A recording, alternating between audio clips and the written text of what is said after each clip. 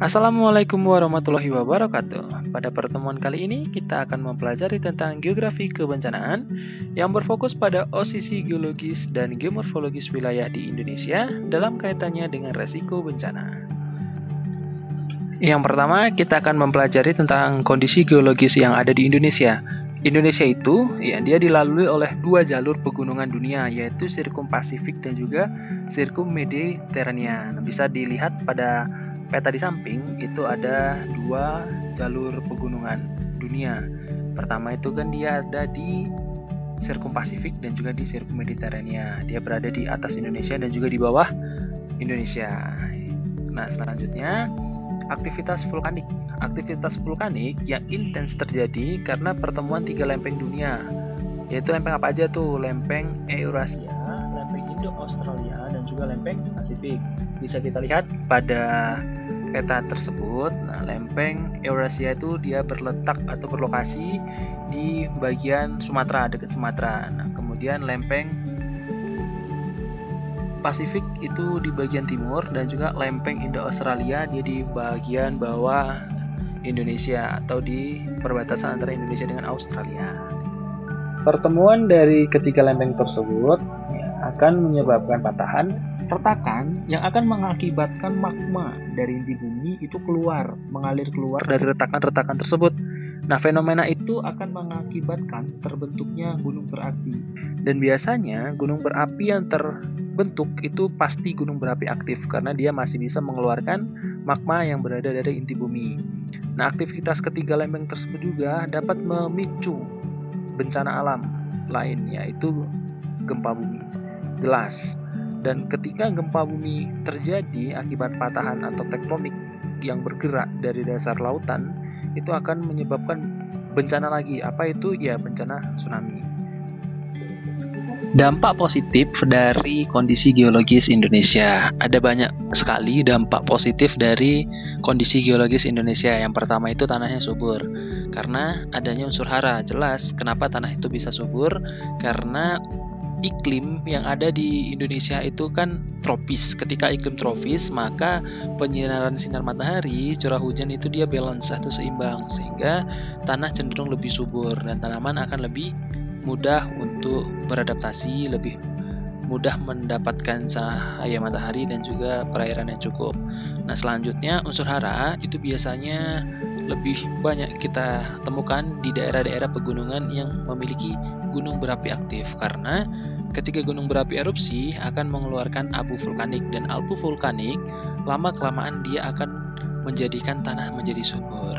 Nah, selanjutnya ada pasir dan juga bebatuan dari gunung berapi yang meletus itu juga dapat dimanfaatkan untuk bahan bangunan. Kenapa seperti itu?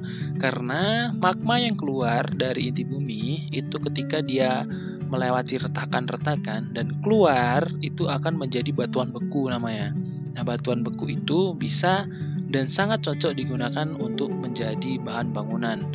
Yang terakhir itu Indonesia memiliki keanekaragaman flora dan juga fauna yang dapat memberikan manfaat secara ekonomi untuk masyarakat sekitar.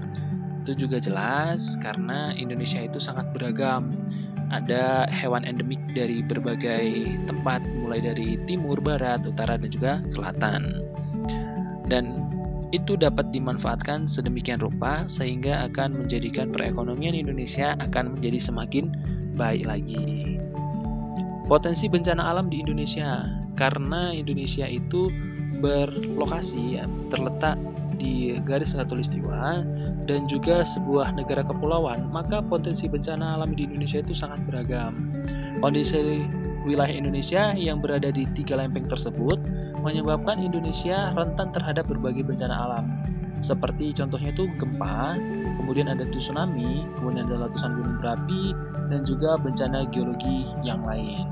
Karena kan itu akan lebih rawan ketika kita berada di tiga lempeng besar. Kita akan bahas satu persatu. Yang pertama itu gempa bumi. Gempa bumi adalah sebuah peristiwa getaran atau guncangan yang terjadi di permukaan bumi akibat dari adanya tumbukan antar lempeng bumi. Dia bisa disebabkan oleh tumbukan atau bisa juga disebabkan oleh patahan dari lempeng tektonik. Gempa bumi itu sebenarnya dia banyak penyebabnya. Nah, ada beberapa indikator ketika akan terjadi gempa bumi. Maka ada alat yang dapat mendeteksi dari gempa bumi. Misalkan gempa bumi yang berasal dari letusan gunung berapi, berarti gempa bumi vulkanis. Kemudian ada tektonis dan ada juga terban atau gempa bumi yang terjadi adanya runtuhan seperti longsor. Penyebab lain dari gempa bumi itu ada ya patahan kan, kemudian aktivitas gunung berapi dan juga runtuhan batuan atau terban tersebut. Nah, gempa bumi itu akan menimbulkan korban jiwa, korban luka-luka, dan kerusakan bangunan ketika tidak memahami tentang mitigasi bencana. Maka ketika ada gempa bumi, tentu kita harus menyelamatkan diri. Misalkan kita harus mencari lokasi-lokasi atau tempat-tempat terbuka, sehingga ketika terjadi gempa atau ketika terjadi guncangan, kita tidak tertimpa oleh bahan bangunan. Selanjutnya ada tsunami. Ya, tsunami adalah rangkaian gelombang laut yang menjalar dengan kecepatan 900 km per jam atau lebih di tengah laut. Ternyata ketika dia di tengah laut 900 km per jam dan ketika dia sampai di pesisir, maka dia akan meluluhlantahkan banyak sekali bangunan, orang-orang, mobil, apapun yang dilewati oleh air dengan kecepatan 900 km per jam dengan ketinggian yang bervariatif. Apa sih dampaknya gitu ya? Dampaknya tentu yang pertama korban jiwa, kerugian yang sangat besar, korban luka-luka, kerusakan bangunan, mobil, dan segala macam yang dilewati itu pasti akan rusak. Jadi kita akan melihat apa saja penyebabnya. Yang pertama, gempa di dasar laut. Berarti itu tsunami yang diakibatkan oleh aktivitas tektonik. Kemudian ada runtusan di dasar laut. Runtuhan berarti dia ada patahan, biasanya di lempeng. Kemudian ada letusan gunung berapi atau letusan api di dasar laut. Bisa kita mengambil contoh waktu letusan Gunung Krakatau, itu juga menyebabkan tsunami yang sangat besar waktu itu. Selanjutnya adalah gunung meletus. Nah, gunung meletus ini mungkin peristiwa yang sering terjadi, apalagi kita punya gunung berapi aktif di Sumbar, yaitu Gunung Merapi, di mana akhir-akhir ini sering terjadi erupsi. Jadi, apa itu gunung berapi? Yang meletus adalah endapan magma bumi yang keluar dari dalam lapisan bumi, atau erupsi. Letusan gunung membawa batu dan abu yang dapat melambung hingga radius 18 km, dan itu juga bervariasi dari 18 km atau lebih, bahkan bisa sampai 20 km di atas, yang sering kita sebut dengan wedus gembel seperti itu. Selanjutnya penyebabnya apa? Ya, gas bertekanan tinggi akan mendorong magma dari perut bumi dengan suhu mencapai 1000 derajat Celcius. Dampaknya jelas korban jiwa, luka-luka, kerusakan bangunan, infrastruktur, lahan yang rusak karena letusan gunung berapi, dan banyak yang lainnya. Nah, itu adalah beberapa dampak atau penyebab gunung meletus.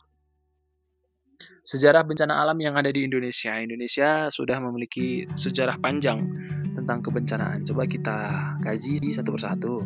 Yang pertama itu gempa bumi. Penyebabnya pergerakan lempeng, dampak tektonik, kerusakan infrastruktur, korban jiwa, dan hilangnya tempat tinggal. Nah, contoh sederhana atau contoh yang paling masih melekat di kita ya, itu gempa bumi Palu pada 2018. Dan bahkan di Padang waktu itu pernah gempa besar dan meluluhlantahkan kota Padang.